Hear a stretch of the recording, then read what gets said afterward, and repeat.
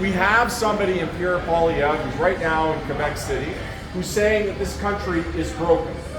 His objective is to rip apart rather than build up. And it is true right now that in the world we're facing incredibly difficult times.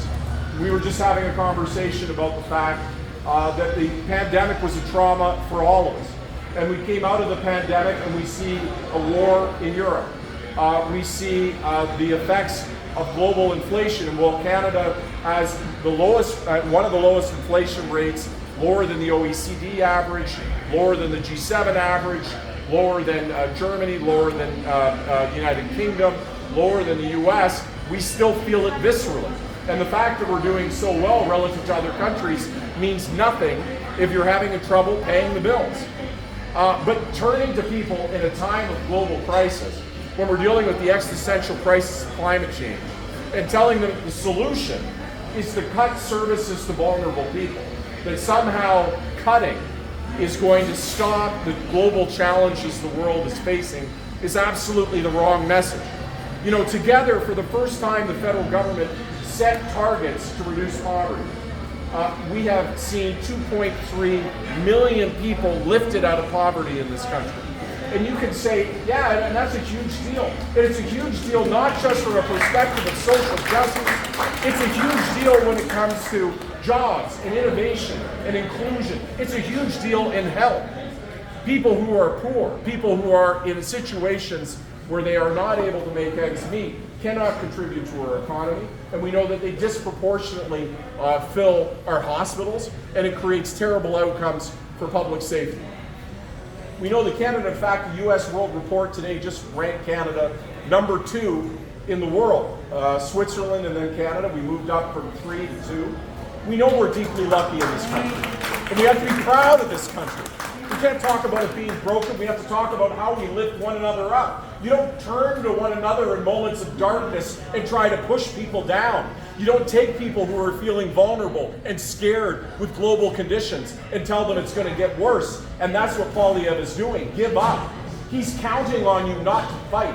What he's counting on is that people who are progressive are tired.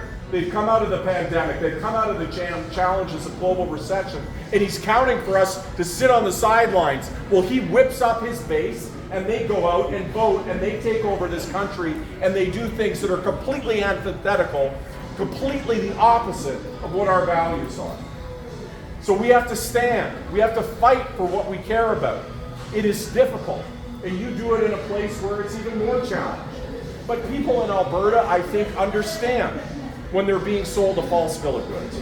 This isn't going to be fixed by simple solutions. And we can take healthcare as an example. Healthcare has real and serious problems. We have an incredible public healthcare system. But if we're going to move forward, we need to invest in it.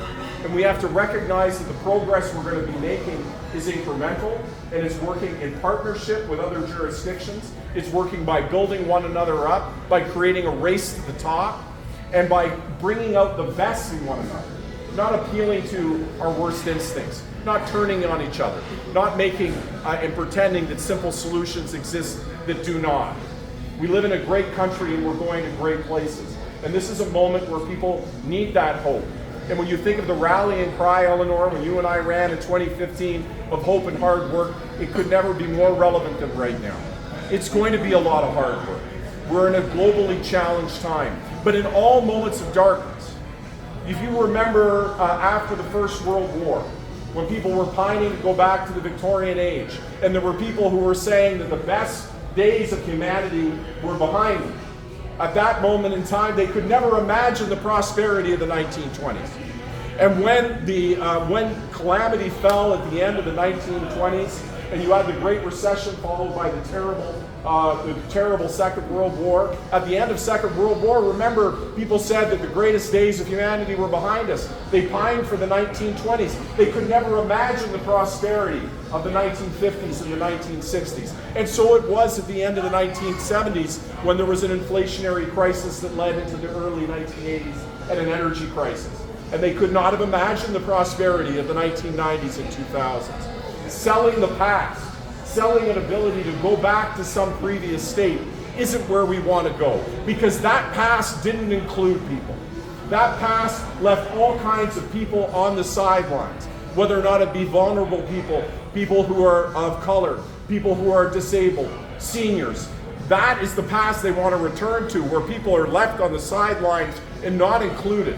The future that we are going to has to be one that everybody celebrates. We have to have a prosperity in front of us that's greater than anything we've ever known before, because that's what we do as human beings. We face adversity, and yes, it's hard, but we go to better places, and those better places are forward, not backwards.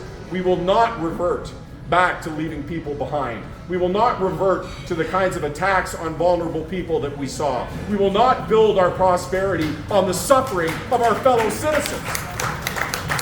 And that's what Pierre Poilievre said.